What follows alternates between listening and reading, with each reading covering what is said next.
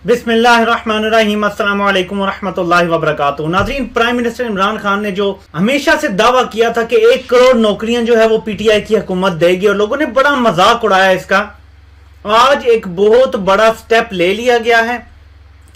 मैं आपको कुछ तफसीलात बताऊंगा जिससे ये बात सामने आएगी कि 1 करोड़ नहीं, अगर ये हुकूमत अपने काम करने में कामयाब हो गई, ये कारोबारी हजरात ने रोड़े ना अटकाए और इस हुकूमत को डीरेल ना किया गया, अगले 5 से 10 सालों के दरमियान 1 करोड़ नहीं नाजरीन, 2 से 3 करोड़ नौकरियां कम से कम पाकिस्तान में पैदा होंगी। नौकरियों से मैं मुराद गवर्नमेंट जॉब्स की बात नहीं कर रहा, मैं बात कर रहा हूं प्राइवेट सेक्टर में जो नौकरियां होंगी और जो लोग अपना कारोबार करेंगे। ये सब याद रखें कि जो भी बंदा बरसरे रोजगार होता है वो नौकरी जरूरी नहीं है, वो तिजारत भी हो सकती है। पहला स्टेप उसका ले लिया गया है। 100 अरब रुपए का कामयाब नौजवान जो प्रोग्राम लॉन्च किया है उसमें तकरीबन 10 लाख बंदों का अंदाजा यह है कि उनको कर्जा दिया जाएगा। आप छोटे से छोटा काम भी करें ना, कोई फास्ट फूड छोटा मोटा खोलना, कोई भी ऐसा काम आपने करना है, आपको कम से कम अपने साथ एक बंदे की जरूरत होती है। अगर 10 लाख लोगों को कर्जा दिया जाएगा, खवातीन के हिसाब से अगर आप देखें, कोई बुटीक बनाना चाहता है उसको कर्जा चाहिए, तो एक बुटीक के साथ रन करने के लिए फिर आपको स्टाफ चाहिए होता है जो कपड़े बनाएगा, कोई डिजाइनर। सो एक एक जॉब के थ्रू आप कितने कितने लोगों को नौकरी दे सकते हैं, लेकिन मैं सिर्फ एक रखूंगा साथ, तो 20 लाख नौकरियां तो सिर्फ इस कामयाब नौजवान स्कीम से पैदा हो जाएंगी। फिर 25,000 नौजवानों के लिए इंटर्नशिप का प्लान बनाया है जो इस तरह के बड़े इदारों में जाके एक्सपीरियंस हासिल करेंगे। याद रखें, यहां पे जॉब ना मिलने की एक बहुत बड़ी वजह भी ये भी होती है कि एक्सपीरियंस नहीं मिलता, और एक्सपीरियंस का कोई प्रोग्राम ही नहीं है पाकिस्तान में। फिर जो स्किल्स एजुकेशन है, जो आजकल की मॉडर्न एजुकेशन है, जिसमें मैं बार बार जोर देता हूं आपको, कंप्यूटर लैंग्वेजेस सीखें। जमाना बहुत तेजी से आगे बढ़ रहा है, वो वक्त आ रहा है कि मैनुअल वर्क तकरीबन खत्म हो जाएगा, हर चीज आर्टिफिशियल इंटेलिजेंस के कंट्रोल में जा रही है। और यकीन माने ये मुश्किल लैंग्वेजेस नहीं है सीखना, मैं आपको बता रहा हूं बहुत आसान है ये सीखना चीजें। इस तरफ आए, इंटरनेट पे यूडमी वेबसाइट है वो देखें, लिंक्डइन की प्रोफाइल बनाएं, वहां तो खैर फ्री नहीं है कोर्सेज, लेकिन यूडमी में आपको बहुत ज्यादा फ्री कोर्सेज मिल जाएंगे। यूट्यूब पे बहुत सारे आपको ट्यूटोरियल्स मिल जाएंगे जहां से आप देख के स्टार्ट ले सकते हैं कहीं से। बाकी मैथ्स की तरह है, मैथ्स जितना मर्जी कोई आपको सिखा दे, आप प्रैक्टिस ना करेंगे तो आपका कभी भी पक्का नहीं होता। ये भी इसी तरह है, अपने आप को इन स्किल्स को सिखाएं, आप खुद नौकरियां पैदा करने वाले बन जाएंगे। आप अपने सॉफ्टवेयर हाउसेस खोलेंगे, पूरी दुनिया में मार्केट है आजकल। मैंने उस दिन भी वीडियो में मिसाल दी थी, मैं आज पे जिन्होंने नहीं देखा मिसाल देता हूं आपको।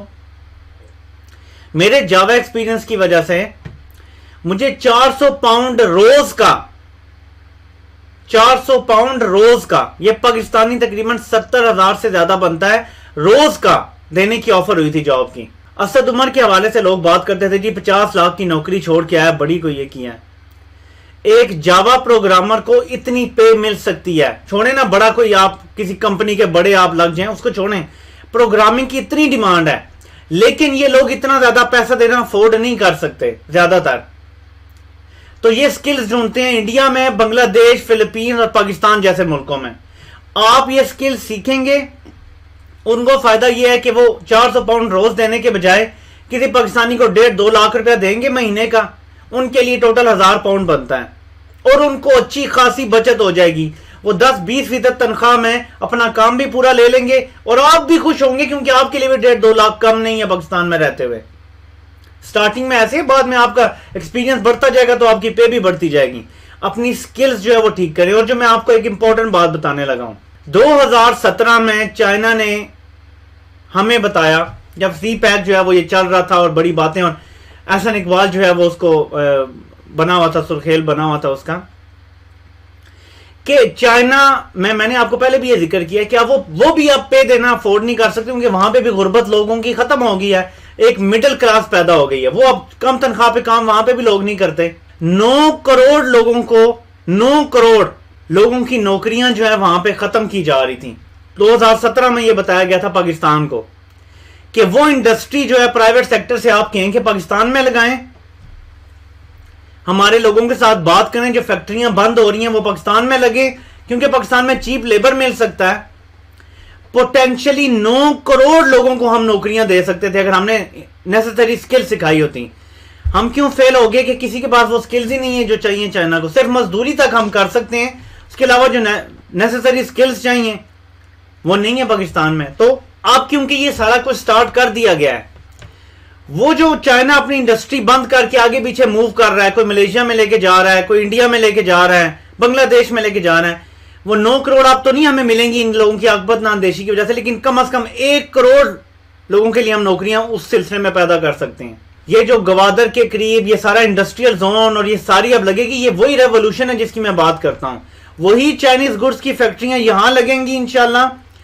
चाइना 2 फायदे लेगा, चीप लेबर भी और मेड इन पाकिस्तान उस पर, क्योंकि पाकिस्तान में बन रही। कई दफा ऐसे होता है कि लिखा आता है मेड इन फलां country and assembled somewhere else, क्योंकि मेड पाकिस्तान में हो रही है। बहुत सारी जो उसके ऊपर टैक्सेस लग रहे हैं उससे भी बच जाएगा चाइना। पाकिस्तान के लिए आगे फेवरेबल हालात ऐसे बन रहे हैं कि बहुत सारे मुल्क पाकिस्तान को ज्यादा हिस्सा तिजारत में देने जा रहे हैं। पाकिस्तान को अपने एक्सपोर्ट्स के लिए भी डील्स मिल रही हैं मुल्कों से, हम इसका भी फायदा उठाएंगे। तो ओवरऑल अगर ये हुकूमत अपनी चलती रहती है और जो बाज़ाहिर प्लान भी है, आर्मी भी चाहती है कि चलने दिया जाए निजाम को, और हालात अगर सही चलते रहे सब कुछ, इमरान खान अगली दफा भी आएंगे।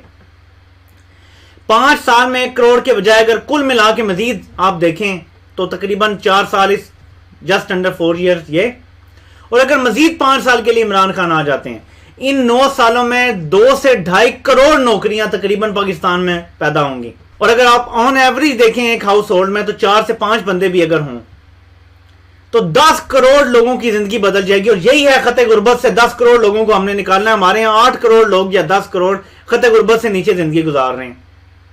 यही ख्वाब है प्राइम मिनिस्टर इमरान खान का। मदरसे के बच्चों तक को टेक्निकल एजुकेशन सिखाने के लिए खास तौर पे फंड रखे जा रहे हैं।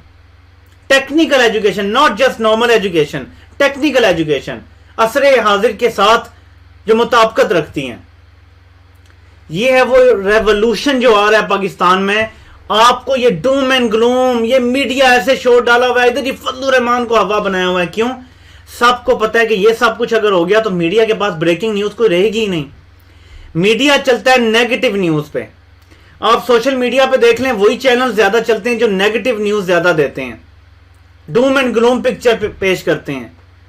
हम लोग भी बुरी खबर, जंग हो गई, जलजला आ गया, ये हो गया, इस तरह की खबरें सुनना चाहते हैं। ये नेचुरल ह्यूमन जो है वो सोच इस तरफ जाती है कि हो कोई बुरी खबर, उस पर ज्यादा ध्यान जाता है, अच्छी खबर। लेकिन पाकिस्तान की तकदीर बदलने जा रही है, और ये मैं आज आपको कह रहा हूं। और प्राइम मिनिस्टर इमरान खान ने जो आखिरी अल्फाज कहे हैं, पूरे यकीन के साथ मैंने देखा इमरान खान ने कम से कम 6 महीने बाद वो यकीन मुझे आज इमरान खान की तकरीर में नजर आया है। वरना इमरान खान भी थोड़े डाउन लग रहे थे कि यार इधर हर तरफ जो है चोर बधारी है और कोई भी मुल्क ठीक नहीं करना चाहता।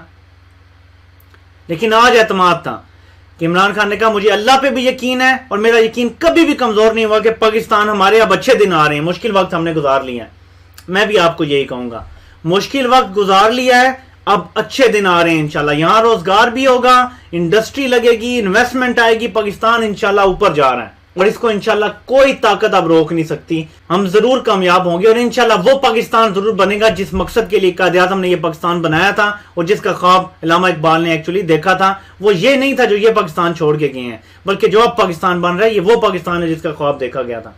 अल्लाह पाक आप सबका हामी नासिर हो। आप सबके सुनने का बहुत बहुत शुक्रिया।